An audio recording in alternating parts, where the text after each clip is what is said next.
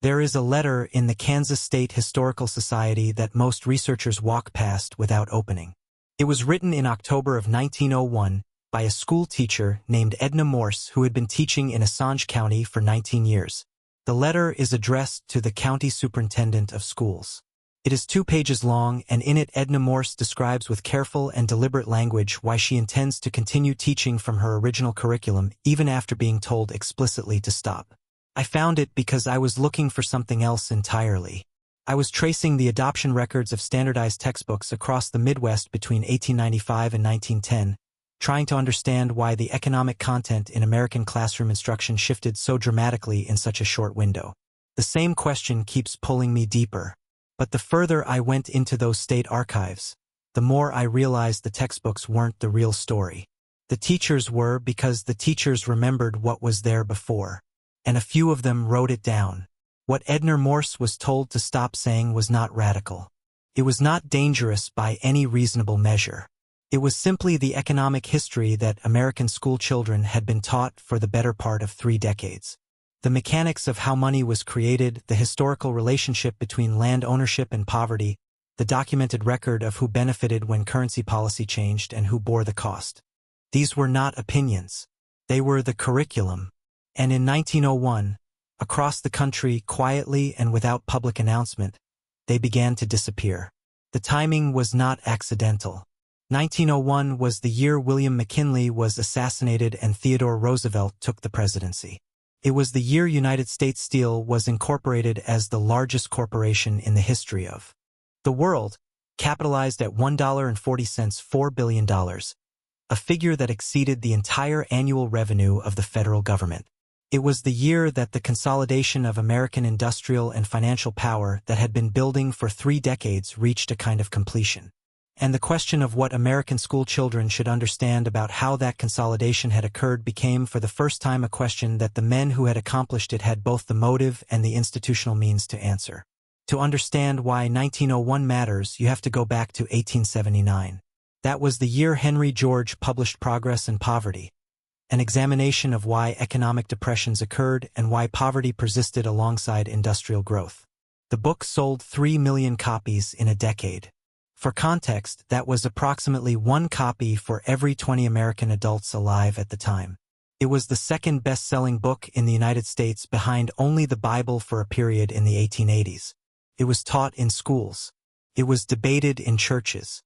It was the lens through which a generation of American teachers understood and explained economic life to their students. George's central argument was specific and falsifiable. He contended that the concentration of land ownership was the primary mechanism by which wealth extracted from productive labor accumulated in the hands of those who produced nothing. He documented the pattern across historical economies, named the mechanism with precision, and proposed a remedy so straightforward that it terrified the people it would have affected. A single tax on land value, not on labor, not on production, on the value of land itself, which increased not because of anything the landowner did, but because of the community growing around it. It was not a fringe position. Andrew Carnegie called Progress and Poverty one of the most important books ever written before he changed his mind about saying so publicly. Politicians built careers on it. Teachers taught in as established economic history because in 1880 it essentially was this is the curriculum Edna Morse was still using in 1901, and this is why the letter she wrote to her county superintendent is worth reading carefully. She had received as had school teachers across Kansas, Ohio, Indiana, and a dozen other states a new curriculum framework that year.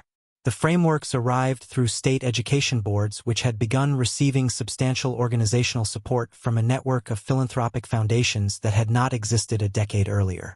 The framing was always the same: modernization, efficiency, preparing students for the industrial economy. The new curriculum frameworks were thorough and well-produced. They specified content with a precision that earlier frameworks had not. And what they specified with equal precision was what should no longer be included. The economic history of monetary creation was gone. The documented history of deflationary policy in the 1870s and 1880s, which had transferred wealth from debtors to creditors on a scale that a generation of economists had called the greatest organized robbery in American history, was gone. Henry George's land value analysis was gone. The Greenback movement, which had proposed that the federal government rather than private banks should control the issuance of currency, was not merely deprioritized.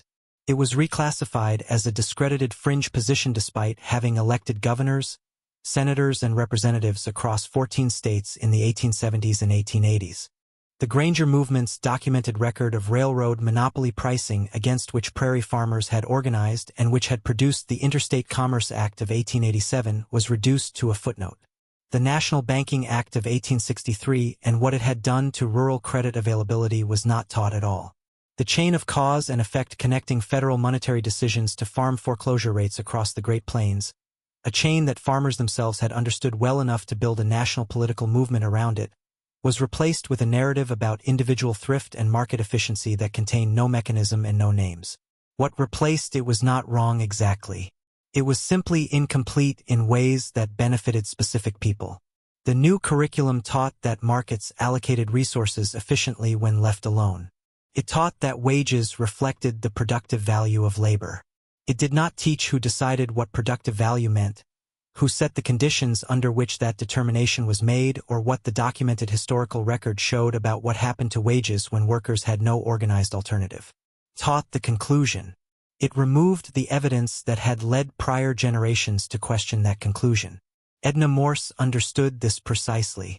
In her letter, she writes, and I am paraphrasing because the original document is fragile and the county only permits transcription, that she had been teaching her students to read economic history the same way she taught them to read any history, with primary sources, with documented cause and effect, with the understanding that someone always benefits from a policy decision, and that identifying who benefits is the beginning of understanding why the decision was made. She writes that she did not believe it was her function as a teacher to protect her students from conclusions that made powerful people uncomfortable. She believed it was her function to teach them how to reach conclusions at all. The letter was written in October. She was dismissed in December. Now consider the scale of what was happening around her. In 1902, John Rockefeller established the General Education Board with an initial gift of $1 million, eventually totaling $53 million over the following 2 decades. The stated mission was to promote education in the United States without distinction of race, sex, or creed. The actual function documented in the board's own published reports was to coordinate and standardize American schooling along lines that its founders considered appropriate for an industrial economy. Frederick Gates, Rockefeller's philanthropic advisor, wrote in 1906 that the object was to produce in the child a perfect knowledge of what he ought to do and also a will to do it. He was describing the function of school. He was not describing the function that Edna Morse believed schools served. In 1905, Andrew Carnegie established the Carnegie Foundation for the Advancement of Teaching with $10 million. One of its first projects was a pension system for teachers. This is remembered as an act of generosity. What is less discussed is the condition attached. To qualify for the Carnegie pension, a college had to adopt specific curriculum standards that the foundation considered acceptable. Curriculum control dressed as retirement security. The teachers who taught the old economic history were aging out. The teachers who would replace them would be trained in institutions that had accepted Carnegie's terms to secure Carnegie's money. This was not a conspiracy in the dramatic sense. There were no secret meetings, no coded communications, no explicit agreement to suppress the truth. It was something more durable than a conspiracy. It was convergent interest. The men who funded the standardization of American education were the same men whose accumulated wealth the old economic curriculum explained, documented, and questioned. They did not need to coordinate. They needed only to fund. Go back to Kansas, back to Osage County in the winter of 1901. Edna Morse knew her students. She had watched them grow up in farming communities where deflationary currency policy had foreclosed their parents' land in the 1880s and 1890s, transferring it to Eastern creditors at fractions of its productive value. She had watched families lose in 2 years what had taken a generation to build. And she understood from the economic history she had been teaching why that had happened and who had designed the conditions that made it happen. And she understood that if her students never learned that history, they would have no framework for recognizing it when it happened again. They would have only the story that markets were natural, that outcomes were deserved, and that poverty persisted because of failures of individual character rather than structural decisions made by people with names and addresses and specific financial interests. That is what she refused to stop saying. Not a theory, not an ideology. A documented pattern with named beneficiaries available in historical records traceable through congressional testimony and court filings and the archived correspondence of the men who made the decisions. She was not teaching radicalism. She was teaching the evidentiary standard she applied to everything else. Her students remembered her. That is the part of the that stays with me. 3 of them wrote letters later in their lives, 2 of which have been located in county historical collections in Kansas. And they describe their teacher in nearly identical terms. They describe a woman who treated economic questions the same way she treated geological questions or biological questions, as things that had answers, and that the answers could be found if you knew where to look and what to look for. One of them writes that she was the only teacher he ever had who made him feel that the world could be understood. Not simplified, not explained away, understood. He writes that after she left, the new teacher was perfectly kind and perfectly useless in that specific way. The students who sat in Edna Morse's classroom in 1901 were born around 1888. They would have been in their early 20s during the Panic of 1907 when J.P. Morgan essentially performed the function of a central bank by coordinating private capital to stop a financial collapse. They would have been in their 30s when the Federal Reserve Act passed in 1913, the legislative resolution of the monetary debate that their teacher had been forbidden to include in her curriculum. They would have watched with whatever framework they retained from those last years of the old curriculum, the same mechanisms their teacher had documented play out at national scale. Whether they recognized what they were seeing depended entirely on whether Edna Morse had gotten to them before December of 1901. The General Education Board published a document in 1913 titled The Country School of Tomorrow. In it, Frederick Gates writes with striking frankness that the aim of education is not to create independent thinkers but to produce useful citizens who will perform the task society assigns them without friction. He did not use those exact words. But the document is publicly available and the meaning is not subtle. The goal was a population literate enough to follow instructions and not literate enough to question the instruction's origins.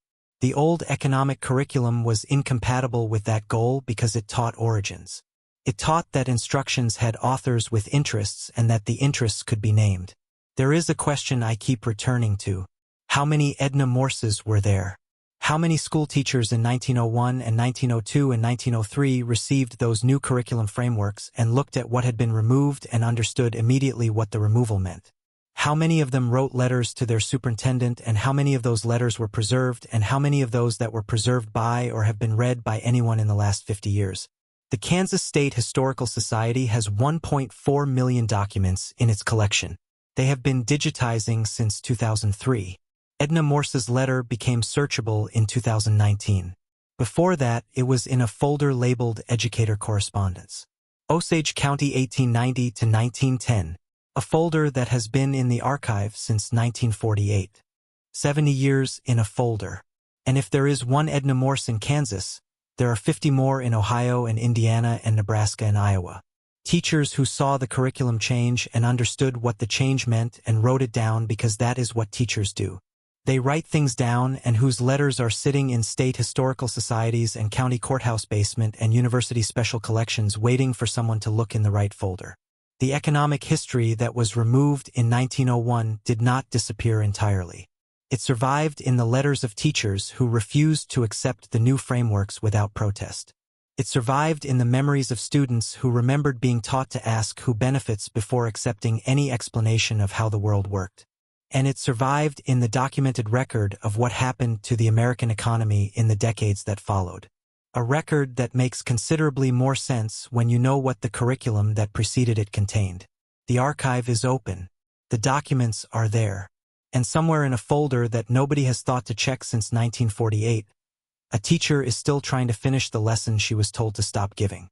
The last school teacher who taught the original history did not lose because she was wrong. She lost because what she was right about was inconvenient to people who had recently acquired the institutional capacity to determine what American children would and would not be taught. That capacity has not diminished. What has diminished is our memory of what was taken.